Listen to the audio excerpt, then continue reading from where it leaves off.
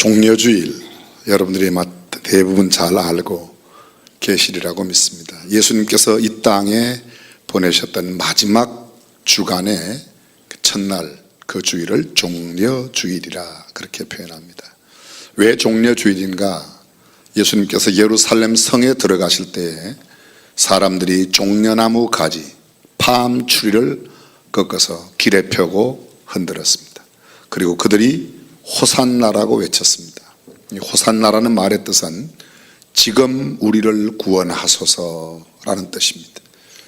종려나무 가지를 펴고 흔든 까닭에 그 주일을 종려주일이라 그렇게 말합니다.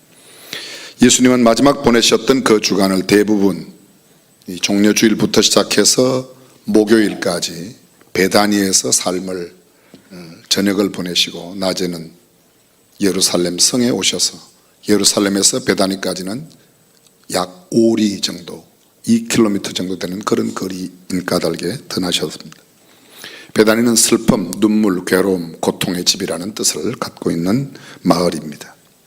예수님께서 그렇게 마지막 보내셨던 주일의 첫날, 바로 이 종려주일 입성하실 때에 예수님의 두 제자를 감람산 언덕 맞은편 마을, 벳박의 언덕 맞은편 마을에 가서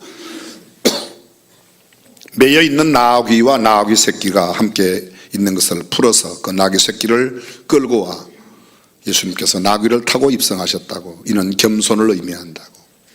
나귀의 임자들은 나귀가 한 사람의 소유가 아니라 적어도 두 사람 이상의 공동 소유였던 그 나귀 새끼를 주님이 쓰신다고 하였을 때 기쁨으로 즐겁게 내놓았습니다. 예수님은 그 나귀를 타고 예루살렘 성에 막 들어가실 때의 장면이 오늘 마태복음 21장 10절과 11절, 온 성이 소동하며 이가 누구냐 하거늘 갈릴리 나사렛에서 나온 선지자 예수라는 말로 마무리하고 있습니다. 예수님은 이 땅에 오셔서 행하셨던 모든 일들, 그리고 마지막 떠나는 순간까지 우리에게 큰 소동을 주었습니다. 놀라움을 주셨다는 거죠. 예수님의 생애를 단 한마디로 말하면 놀라운 생애. 예수님 닮아가는 사람들의 삶의 특징은 어떻게 해야 되는가 하면 예수님처럼 우리도 놀라움을 주며 살아야 한다, 그런 뜻입니다. BC 759년 이사야 예언합니다. 보라, 처녀가 잉태하여 아들을 낳을 것이요 그 이름을 임마누엘이라 하리라. 마태복음 1장 18절 이하에 아이를 낳으리니 아들을 낳으리니 이름을 예수라 하라. 그가 자기 백성을 저희 죄에서 구원할 자이다. 그 다음 24절 25절로 아들을 낳으면 임마누엘, 하나님이 우리와 함께 하시다는 이름으로 하였다고 기록하고 있습니다. 이사야는 9장 6절에서 이렇게 예언합니다. 이는 한 아기가 우리에게 낳고 한 아들을 우리에게 주신 바 되었는데 그 어깨에는 정사를 메었고 그 이름은 기묘자라, 모사라, 전능하신 하나님이라, 영존하신 아버지시라, 평강의 왕이라 할 것입니다.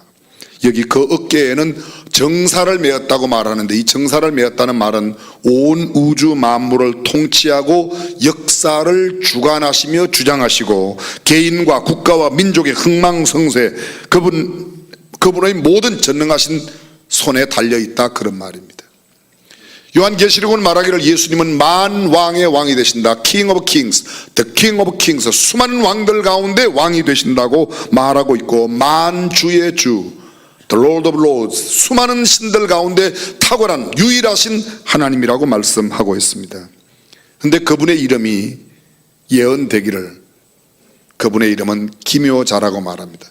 그 이외에도 수많은 이름들이 있지만, 별명들이 있지만, 오늘 저는 이 기묘자라는 이름, 놀라움을 주신 예수님 닮기란 곧 우리의 삶 속에서도 놀라움을 나타내야 한다는 말씀을 나누고자 합니다. 영어 성경에 이사야 9장 6절 초반부가 이렇게 되어 있습니다. His name is the wonderful. 그의 이름은 원더풀한 분이다, 그런 말입니다.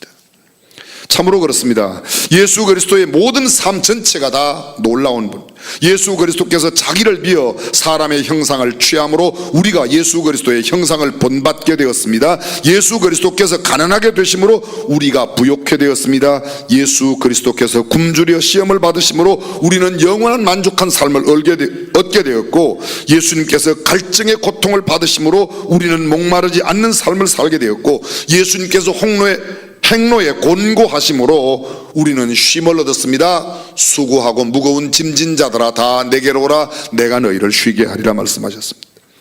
예수님께서 종의 형상을 가지심으로 우리는 하나님의 자녀가 되었습니다.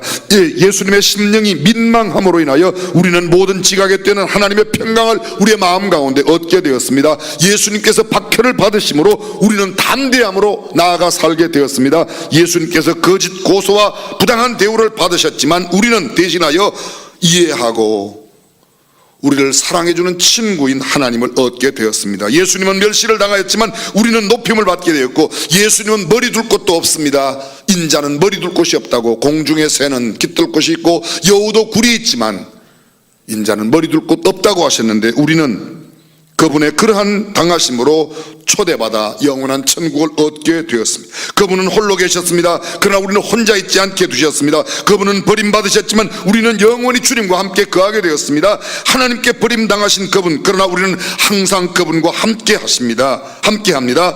하나님의 진노를 받으셨지만 우리는 하나님의 사랑을 받았습니다. 예수 그리스도는 흑암의 고통을 당하셨지만 우리는 영광의 빛 가운데 살아갑니다. 예수님은 마지막 입고 있던 홍포마저 벗기움을 당하였지만 우리는 하나님이 입히시는 의의 옷을 입게 되었고, 예수님께서 저주를 받았지만 우리는 하늘의 신령한 복을 받아 영원한 천국을 누리게 되었고, 예수님께서 십자가를 지심으로 죽으셨지만 우리는 멸류관을 쓰고 영원한 삶을 보장받은 줄로 믿습니다. 예수 그리스도의 놀라운 능력이 얼마나 위대한지 모릅니다. 근데 이 예수 그리스도의 전생애를 단 한마디로 말하면 놀라운 삶이다, 그렇게 말할 수 있습니다. 이미도 말씀드렸습니다. 처녀가 잉태하여 아들을 낳는다. 소위 이사야가 예수님 태어나기 전 760년 759년 전에 그렇게 예언하였는데, 그 예언의 성취되는 장면이 누가복음 1장 26절 이하에 이렇게 기록되어 있습니다. 여섯째 달에 천사 가브리엘이 하나님의 보내심을 받들어 갈릴리 나사렛이라는 동네에 가서, 여기 여섯째 달이라고 말하는 것은 침례 요한이 사가랴와 엘리사벳 사이에 잉태되고 여섯째 달 되었을 때에 그 소식을 알려준 천사 가브리엘이 마리아에게로 가는 겁니다. 갈릴리 나사렛 동네에 가서 다윗의 자손 요셉이라는 사람과 정혼한 처녀에게 이르니 그 처녀의 이름은 마리아라. 그에게 들어가 가로되 은혜를 받은 자여 평안할지어다, 주께서 너와 함께 하시도다 하니, 처녀가 그 말을 듣고 놀라 이런 인사가 어찌함인고 생각하며 천사가 일러 가로되 마리아여 무서워 말라, 내가 하나님께 은혜를 입었느니라. 보라 내가 수태하여 아들을 낳으리니 그 이름을 예수라 하라. 저가 큰 자가 되고 지극히 높으신 이의 아들이라 일컬을 것이요 주 하나님께서 그 조상 다윗의 위를 저에게 주시리니 영원히 야곱의 집에 왕노릇 하실 것이며 그 나라가 무궁하리라. 마리아가 천사에게 말하되 나는 사내를 알지 못하니 어찌 이런 일이 있으리이까. 천사는 이야기합니다. 하나님의 모든 말씀은 전능하니 능치 못한 일이 없다고. 그때 마지막 우리가 잘 알고 있는 마리아의 고백, 누가복음 1장 38절, 주의 계집종이 오니 말씀대로 내게 이루어지이다. 예수님의 탄생을 알려주는 가브리엘 천사의 소식을 들었던 마리아의 첫 번째 반응은 처녀가 그 말을 듣고 놀랐다는 거예요. 그리고 드디어 예수님이 태어나셨습니다. 유대 땅 베들레헴에. 예수님의 탄생의 장면을 기록하고 있는 마태복음 2장 1절은 이렇게 기록되어 있습니다.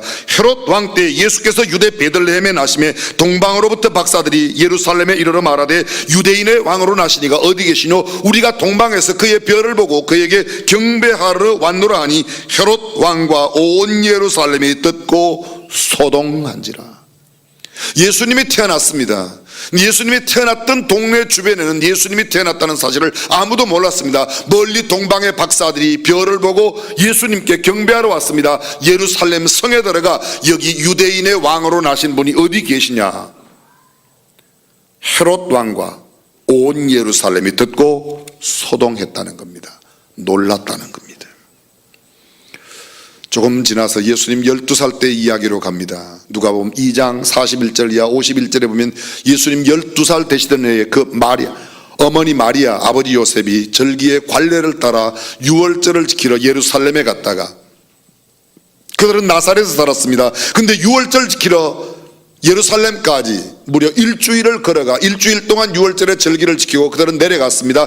동행 중에 예수님이 있는 줄 알고 내려가는데 하룻길을 간 후에 예수님이 없다는 사실을 알고 다시금 예수님을 찾아 예루살렘으로 갑니다. 사흘 뒤에 예루살렘에서 예수님을 만나게 됩니다. 근데 예수님이 그 성전에서 율법사들과 선생님들, 제사장들과 함께 묻고 대답하고 질문하고 대답하고 토론을 하고 있습니다. 근데 그 장면에서 소위 율법사들이 12살 예수님의 대답을 듣고 그들이 다 기이히 여겼다고 말합니다.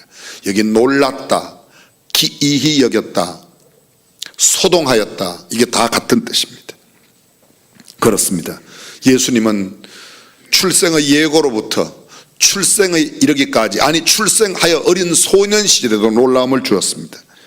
예수님의 생애에 더 놀라운 것은 그분의 공생애의 사역이 시작될 때부터 시작됩니다. 제자들을 부르시고 그 제자들을 산 위에 불러 모으십니다. 마태복음 5장부터 7장까지가 이른바 산상수훈, Sermon on the Mount라고 합니다. 이 산상수훈의 장면을 이렇게 시작합니다. 예수께서 산에 올라가 앉으시니 제자들이 나온지라 입을 열어 가르쳐 가라사대 심령이 가난한 자는 팔복을 모두 설명하십니다. 그리고 세상의 빛과 소금으로 살아야 할 것을 말씀하십니다. 너희가 제물을 드릴 때에 하나님 앞에 온전히 드려야 하는데 원망 들을 만한 일이 있거든 제물 드리는 것을 잠깐 멈추고 가서 화해하고 와서 제물을 드리라고 말합니다. 너희는 구제할 때에, 금식할 때에, 기도할 때에 티내지 말고 하라, 그런 말씀을 계속하고 아무것도 염려하지 말라고 말씀하십니다. 비판을 받지 않으거든 비판하지 말라고 하십니다. 구하라 그러면 주실 것이요, 찾아라 그러면 찾을 것이요, 기도에 대한 가르침을 쭉 말씀하십니다. 그리고 드디어 산상수훈의 마지막 장면의 이야기는 이것입니다. 내 말을 듣고 행하는 사람은 지혜로운 사람이라 그 집을 반석 위에 세우는 사람과 같고 내 말을 듣고도 행치 않는 사람은 그 집을 모래 위에 세우는 어리석은 사람 같으리니 비가 내리고 창수가 내려 그 집에 부딪힐 때에 그 집의 무너짐이 심하였다고 이야기하고 있습니다. 그 마지막 말씀이 끝났을 때 사람들의 반응이 무엇입니까? 이렇게 말합니다. 그들이 그 가르침에 놀래니 이는 그 가르치시는 것이 서기관들과 바리새인들과 같지 아니하고 권세 있는 자와 같았다고 말하고 있습니다. 예수님의 가르침에 사람들이 놀랐다고 말합니다. 마태복음 22장 22절입니다. 저희가 이 말씀을 듣고 기이히 여겨 예수를 떠나라. 기이히 여겼다는, 예수님의 말씀을 듣고 참 기이하다는 말은 신기할 기, 이상할 이, 그걸 우리말로 말하면요 놀랬다는 거예요. 참 말씀이 정말 신기하네, 참 이상하네, 정말 놀랍네, 그런 뜻이죠. 마가복음 11장 18절입니다. 대제사장들과 서기관들이 듣고 예수를 어떻게 멸할까 하고 꾀하니 이는 무리가 다 그의 교훈을 기이히 여김으로 그를 두려워하밀라라.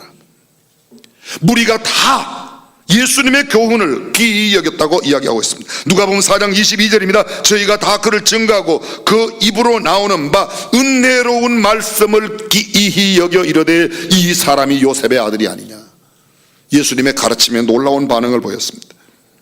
마태복음 13장 54절입니다. 고향으로 돌아가서 저희 회당에서 가르치시니 저희가 놀라 가로되, 예수님은 자기의 고향 회당에서 가르치실 때에도 회당에 있던 사람들이 모두 놀랐습니다. 마태복음 22장 33절 무리가 듣고 그의 가르치심에 놀라더라. 마가복음 1장 22절 뭇사람이 그의 교훈에 놀래니 이는 그 가르치시는 것이 권세 있는 자와 같고 서기관들과 같지 아니함이라. 마가복음 1장 27절 다 놀라 서로 물어 가로되 이는 어찌미뇨 권세 있는 새 교훈이로다. 더러운 귀신들을 명한즉 순종하는도다.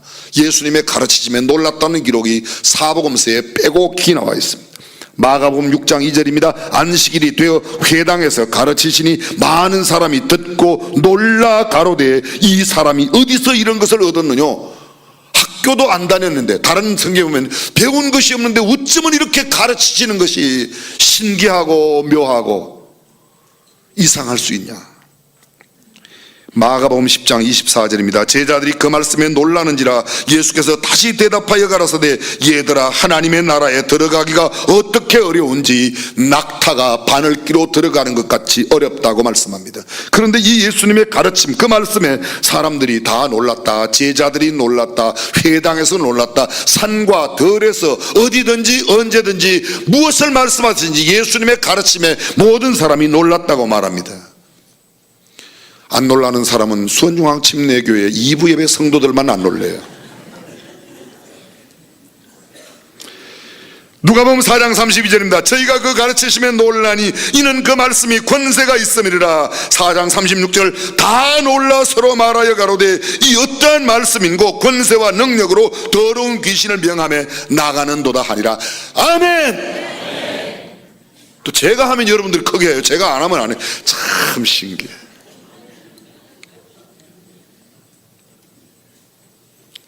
예수님의 생애가 무슨 생애예요? 놀라운 생애예요. 놀라운 생애.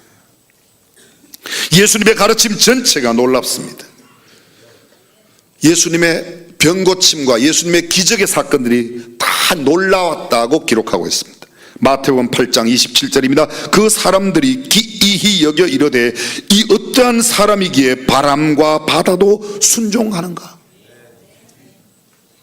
마태복음 8장에는요 한센 병자를 고치는 이야기가 1절부터 4절까지 나와요. 5절부터 13절까지는 가버나움의 백부장의 하인의 중풍병자를 고치는 이야기가 나와요. 그 이후에 제자들과 함께 갈릴리 호수에 나가는데 호수에 풍랑이 일어납니다. 근데 그 풍랑을 꾸짖어 잠잠하라 하게 한 뒤에 기록이 27절입니다. 그 사람들이 기이히 여겨 이르되 이 어떠한 사람이기에 바람과 바다도 순종하는 것.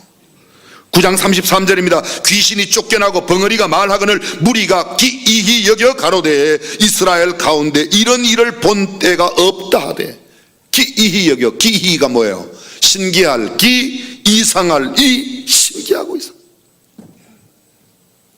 마태복음 15장 31절 벙어리가 말하고 불구자가 건전하고 절뚝발이가 걸으며 소경이 보는 것을 무리가 보고 기이히 여겨 이스라엘의 하나님께 영광을 돌렸다고 말합니다. 마가복음 5장 20절입니다. 그가 가서 예수께서 자기에게 어떻게 큰일 행하신 것을 데가볼리에 전파하니 모든 사람이 기이히 여겼다고 이야기하고 있습니다. 마가복음 2장 1절이야 11절에 보게 되면 중풍병자를 네 사람의 친구가 메고 옵니다. 그래서 지붕을 뜯고 내립니다. 예수님께서 그 네 명의 친구들의 그들의 믿음을 보시고 이 중풍병자를 나 이렇게 말합니다. 내 상을 들고 걸어가라고 말씀하세요. 근데 그 걸어가라고 하는 그 말씀 바로 직후에 사람들의 반응이 이야기합니다. 우리가 이런 일을 도무지 본 일이 없다. 누가복음 9장 43절입니다. 사람들이 다 하나님의 위엄에 놀라니라. 저희가 다 그 행하시는 모든 일을 기이히 여길세. 예수께서 제자들에게 이르시되 삼가 아무에게도 말하지 말라고 그럽니다. 누가복음 11장 14절 예수께서 한 벙어리 귀신을 쫓아내시니 귀신이 나가며 벙어리가 말하는지라 무리들이 기이히 여겼다. 여기 기이히 여겼다. 기이히 여겼다. 기이히 여겼다.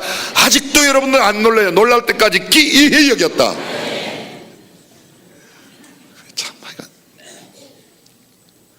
어떻게 김장한 목사님은 여러분들과 함께 45년 동안이나 하셨는지 모르겠어요. 주님의 생애는 놀라운 생애입니다. 마태복음 14장 26절 제자들이 그 바다 위로 걸어오심을 보고 제자들이 그 바다 위로 예수님께서 바다 위로 걸어오심을 보고 놀라 유령이라 하며 무서워하여 소리지르는 제자들이 놀랐습니다. 조금 전에 말씀드렸던 마가복음 2장 12절입니다. 그가 일어나 곧 상을 가지고 모든 사람 앞에서 나가거늘 저희가 다 놀라 영광을 하나님께 돌리며 가로되 우리가 이런 일을 도무지 보지 못하였다. 도무지 본 적이 없다. 단 한 번도 본 적이 없다는 겁니다. 생전 처음 보는 기적이라는 겁니다. 어쩌면 이런 일이 일어날 수 있는가. 예수님의 이 기적 앞에 사람들이 놀라운 반응을 보였습니다. 마가복음 5장 42절 소녀가 곧 일어나서 걸으니 나이 12살이라 사람들이 곧 크게 놀라고 놀라거늘. 크게 놀라고 놀라거늘. 이게 곱배기로 놀랬다는 거예요. 곱배기로 놀랬다는 거예요. 크게. 회당장 야이로의 12살 된 딸을 살리셨을 때 사람들이 보인 반응입니다. 마가복음 6장 51절 배에 올라 저희에게 가시니 바람이 그치는지라 제자들이 마음에 심히 놀라니. 마가복음에는 그냥 놀라는 게 아니고요 심히 놀라니 그 다음에 놀라고 또 놀라거늘 이런 표현들이 마가복음에 계속 되고 있습니다. 베드로와 야고보와 요한을 데리고 가실 때 심히 놀라시며 예루살렘으로 올라가는 길에 예수께서 제자들 앞에 서서 가시는데 저희가 놀라고 좇는 자들은 두려워하더라. 제자들이 심히 놀라 서로 말하되 그런즉 누가 심히 놀라. 마가복음의 기록은 거의 예수님의 모든 행사에 대해서 사람들이 그렇게 심하게 놀랐다고 이야기하고 있습니다. 계속됩니다. 누가복음 5장 9절, 이는 자기와 및 함께 있는 모든 사람이 고기 잡힌 것을 인하여 놀라고. 누가복음 5장 기억나십니까? 베드로와 안드레, 야고보와 요한이 예수님께 제자로 결정적으로 부르심을 받던 그날은 어느 허탈한 아침이었습니다. 밤이 맞도록 수고를 하였지만 고기를 잡은 것이 없던 그날 아침, 예수님께서는 게네사렛 호숫가에 있는 두 배 가운데 시몬의 배를 이용하셔서 잠깐 빌려 쓰시고 말씀을 전하신 뒤에 깊은 데 가서 그물을 내리라고 말합니다. 얼마든지 베드로가 할 말이 있습니다.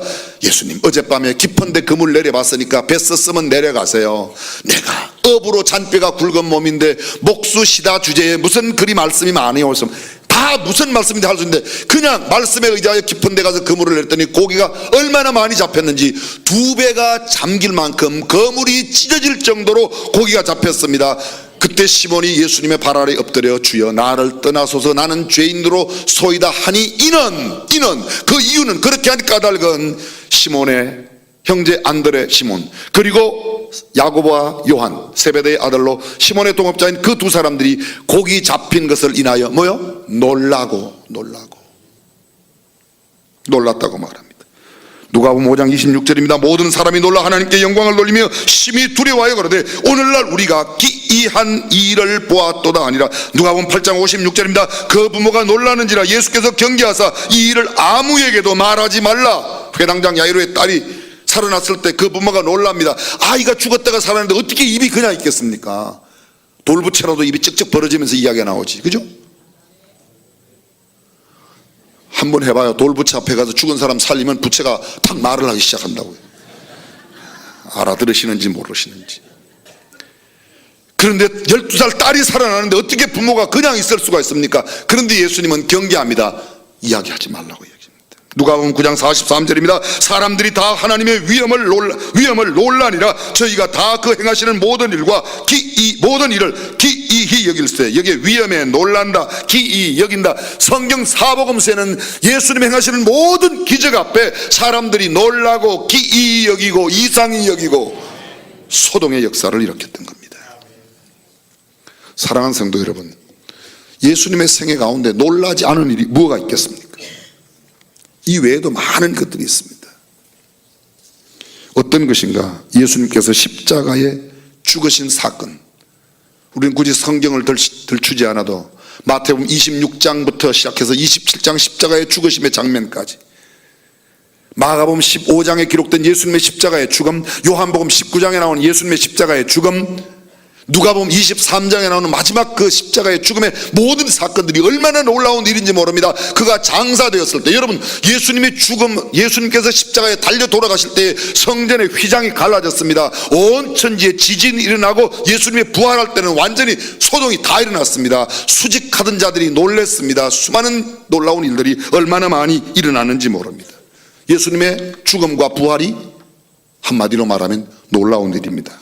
성경 구절 한번 찾아볼까요? 누가복음 24장 12절, 베드로는 일어나 무덤에 달려가서 굽부려 들여다보니 세마포만 보이는지라 그 된 일을 기이히 여기며 집으로 돌아가니라. 분명히 예수님을 그곳에 안장하고 무덤으로 문을 닫고 인봉을 하였는데 아침에 가봤더니, 새벽에 가보았더니 돌이 옮겨가고 무덤 안에 들어가 봤더니 예수님의 입었던 세마포는 가지런히 개켜져 있는데 예수님은 보이지 않는 겁니다.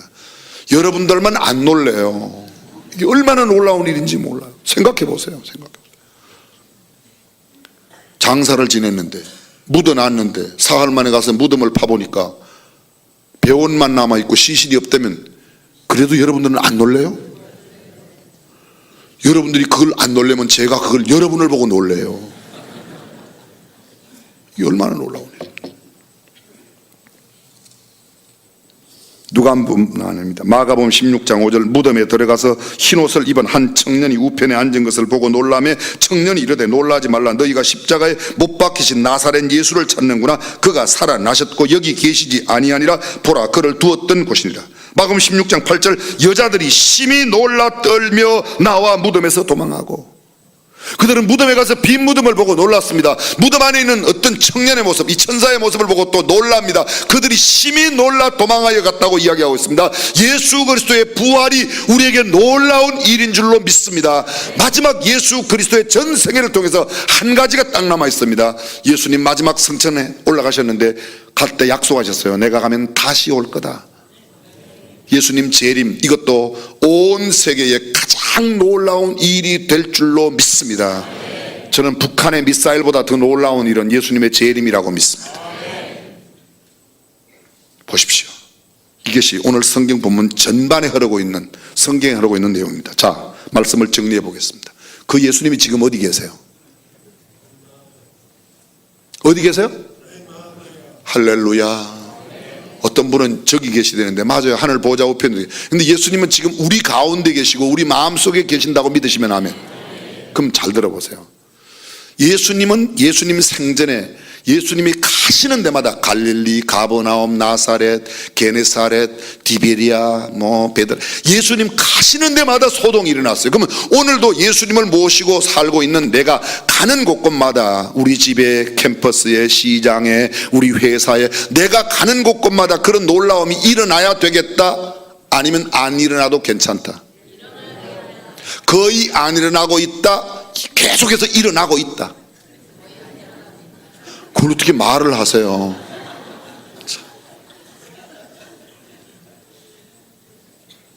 여러분, 우리가 지금 죽은 예수를 모시고 있는 게 아니라 살아계, 그분은 He's risen, 그는 일어나셨어요. 부활하셨어요. 그 부활의 주님이 우리 가운데 계시면 우리가 가는 곳에도 이런 소동이 일어나야 됩니다.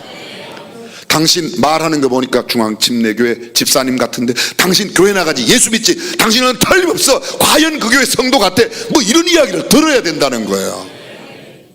아멘 안 하고 버티시는 분들은 왜 그러십니까 도대체? 아멘. 영상 한번 보겠습니다. 영상 볼게요. 영상. 마태복음 25장에 주님은 이렇게 말씀하세요. 너희 옆에 가난한 사람들에게 한 것이 곧 내게 한 것이라고.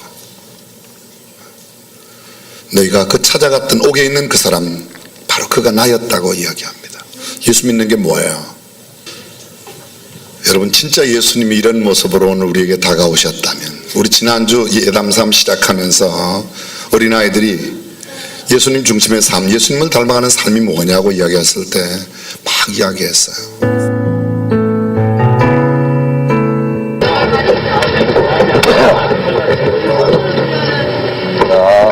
감사합니다. 걸을 수는 있으세요? 예? 좀 불편해요. 아니 식사에 우리가 줄까? 예, 좀 이따가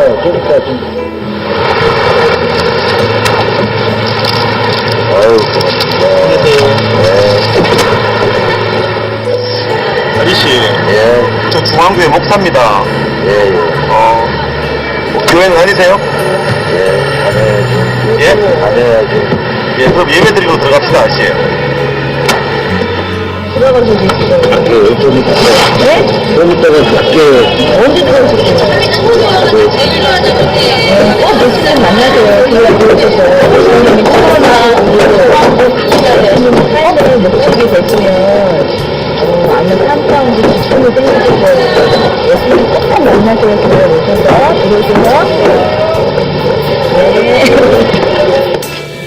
오늘 귀한 손님이 오시는데 앞으로 좀 모셔서요. 앞으로 좀 모시세요.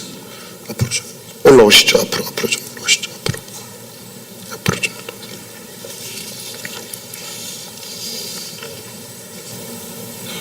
혹시 여러분 이분 보셨습니까? 보신 적이 없으세요? 예배당에 들어오시다가 보셨어요? 보신 분 손 한번 이렇게 들어보실까요? 아니, 좀 이렇게 손 한번 들어보세요. 보신 분. 네네네. 감사합니다. 예, 안녕하십니까. 놀라셨죠? 지금 연기를 하고 있는 최두릅입니다. 네, 안녕하세요. 네.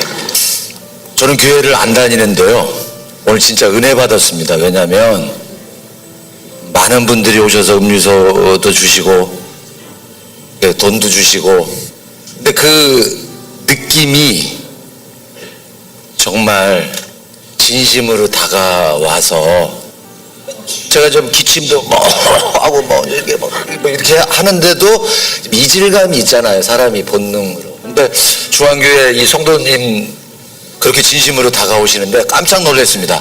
감사합니다. 대단히 감사합니다.